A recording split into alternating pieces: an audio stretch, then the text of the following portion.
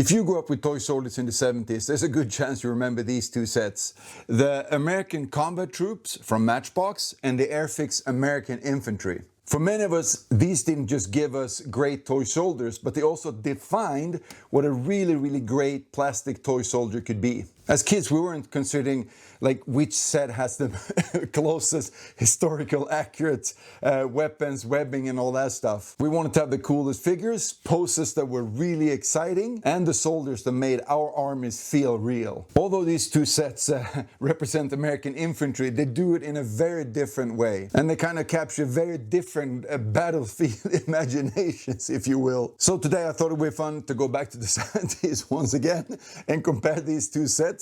Not so much as, collectible items, but just really as the toys they are. One big difference between these two sets, of course, is that the Airfix had 29 figures and the Matchbox 15.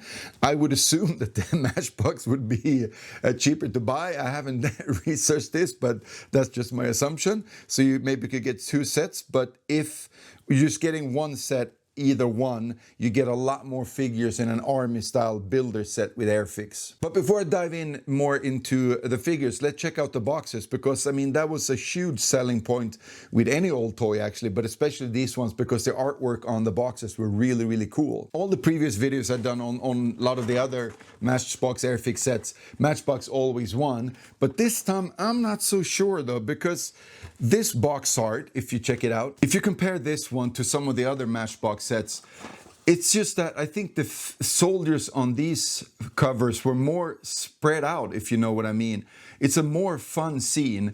Here they're kind of more bunched together, and this one, the German infantry and the British troops, were the first three sets released, and I think maybe this would have been the first artwork, because it's just not as good as the other ones. It's fine, but it's just not as fun. Airfix target box, always nice and cool. This one is a little bit just, I don't know, generic. It's not that much action as you can get in some of the other ones. Of course, if we drop back to the brown box, it's a big difference with a lot of combat, as always on the brown boxes, but the figures don't look that great, and I don't know, and these ones, it just doesn't look like they're in combat, they're just kind of running around. And then you had the Matchbox. I don't know who's going to get the win on this one. What do you say? I'm kind of on a draw on this one. Well, if the boxes disappoint a bit, I can assure you the figures don't. So let's have a look what's in these boxes. So in the Airfix set, of course, you get a lot from each post. You get 6 standing riflemen, 6 submachine gunners, also 6 running, charging soldiers, 4 prone soldiers, and you get 3 machine gunners with a 30 cal machine gun. And then last, you get 3 soldiers firing a bazooka, and they are very interesting without the base. And then of course you get the 1 officer. Then in the Matchbox set you get 2 standing riflemen and 2 kneeling riflemen. The only other soldiers from Matchbox you get more than one of is the running charging soldier and 2 prone soldiers. Then in the Matchbox set you get 1 each of the flamethrower, the submachine gunner, the heavy machine gunner with a 50 cal, and then the grenade throwing soldier. And like with most Matchbox sets you get 3 officers. I figured they are at least 1 on the radio here, and then 1 looking through binos, checking this out. Cool little team together. And then you get 1 more higher rank officer that actually stands out a little bit because he's wearing an overcoat. So now to comparing opposing figures, kind of, sort of, which is pretty hard with this set, because you have standing riflemen from each set, right? So you got an M1 Garand, you got an M1 carbine. Which one would you choose? But I mean, the Airfix figure looks a lot cooler in his pose, the way he's standing. This one looks like he's just looking down the rifle, not really trying to fire it in the pose, you know what I mean? And yeah, back kind of basic on both, like they were with both Airfix and Matchbox. Oh, this one is a tough one for me. I like the M1 Garand a lot better than the M1 carbine. And there's just, if you look at the Matchbox, everything looks like it's almost like it's more computer drawn than this one that looks more sculpted. This is a really tough one. But to Matchbox advantage, you have to say that you get both a kneeling and a standing rifleman, which to me is really cool. And it's something that should really be in each toy soldier set as far as I'm concerned. A standing and a kneeling rifleman. This is a tough one for me. So then one of the other few posts that they actually have one in each set. The submachine gunner, also hugely important in a toy soldier set, I believe. And for this one, I kind of like that the Matchbox one is leaning in a little bit more into the machine gun. This one is standing a little bit more straight up. But again, details are a lot finer and nicer and cooler on the Airfix. And to me, as a kid, I wouldn't have been bothered with that. I really like that this one looks a lot cooler. So machine gun is no contest for me. I think the prone one is really, really neat with the 30 cal. But I really like the Browning, the 50 cal M1. This is so cool. But for this set, there's no loader for it, which there was in the 1/76 scale set. So that's kind of a shame. But it's a really cool figure, I think. I like it a lot. Tripod looks kind of funky though, because it's just cast into the figure kind of sort of on his knees. But yeah, as a kid, no contest. I'll take the 50 cal any day. Almost forgot, there's actually more similar poses. Running charging soldier, to me it's just Matchbox. I can say that right away. Rifle almost horizontal. You can run and fire. You could be just running to supporting your troops from the rear, or you could be charging someone with a bayonet.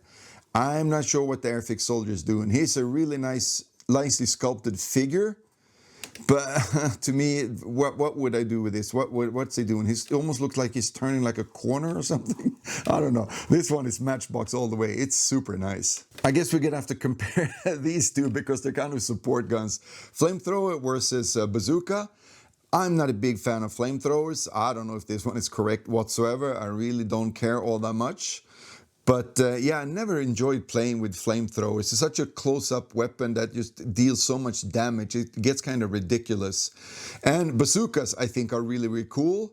But this one, if you ever had this set as a kid, you know the frustration of that one. But from these two, I still have to pick the Matchbox one, even though I'm not a huge fan of flamethrowers. Prone soldiers, not my favorite. Both are fine. Better sculpted, of course, Airfix, but some more gear on the Matchbox one with some webbing and everything. Looks a little bit cooler in his pose, but to me it's a draw because I'm not really fond of prone soldiers. Grenade thrown soldier, really cool. I like this one. It's dynamic, it's fun. Looks like he's about to chuck that grenade, but there's no weapon. If you watch my channel, that's my pet peeve. Why isn't he holding like a M1 Garand or a Tommy gun or something like that? Why did he drop that just to throw the grenade? It's not necessary.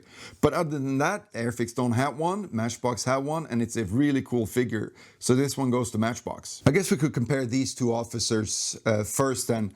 So what's a high-ranking US officer this could be portraying? Someone's got to know and put it in the comments. I'm not sure that I like that he's wearing an overcoat and none of the other soldiers are. I mean, is he in like in winter gear and the others are not? Or what's going on here? But it's neat that they actually made him different that way so you can get a feeling for, you know, I got a really high-ranking officer with my units. The Airfix one is a classic toy soldier, I think. It's really good, you know, getting the men to move up, leading from the front. I always like that. So this one is really tough. I like the Airfix one though. Maybe a draw. Then we have these two guys. What are they doing? Are they officers or are they soldiers? I guess they're non-coms maybe or something like that. So it's kind of cool. For the 1/76 scale, I believe the US troops had a mortar that would be more fun to play with these two directing fire. But you still have the heavy machine gun that shoots quite far. I mean, a couple of kilometers, I think you can reach out with that thing. So you could have someone with binoculars telling him where to fire, or you're getting some directions over the radio where the enemy's at. But yeah, they're fun. And if you add these together with some kind of a other piece of artillery from, let's say, Dinky or something, it's really, really nice. And they are great little figures, I think. They look super cool, don't you think? I like them a lot. So this one is, it's a tough one, isn't it? Or, I'm not sure. It's just that me, when I was a kid, I think I thought of the US infantry, like the German infantry. We didn't even have a British infantry from Airfix until like 1980. So then I was 12. I wasn't really playing as much with toy soldiers then. But just with the US infantry, for somehow, it's just, I just imagine them be a lot of people, a lot of soldiers. So that gives, you know, some certain points to Airfix. But the variety and the cool, really cool, fun poses and figures in the Matchbox gives that some points as well. It's really important to me to have, you know, standing, kneeling rifleman and a grenade throwing soldier in a set, which Airfix is lacking 2 of those. I really liked those as a kid. In this set, I don't think the higher ranking officer feels as important to me. I like the Airfix one better.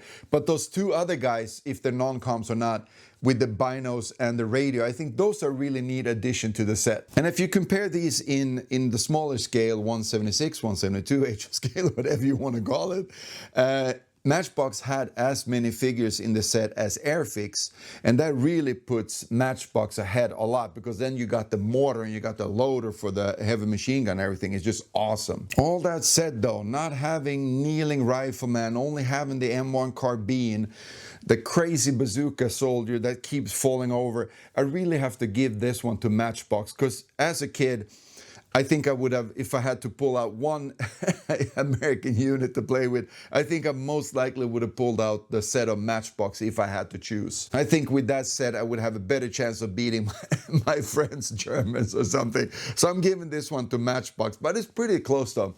Anyways, let me know what you think in the comments.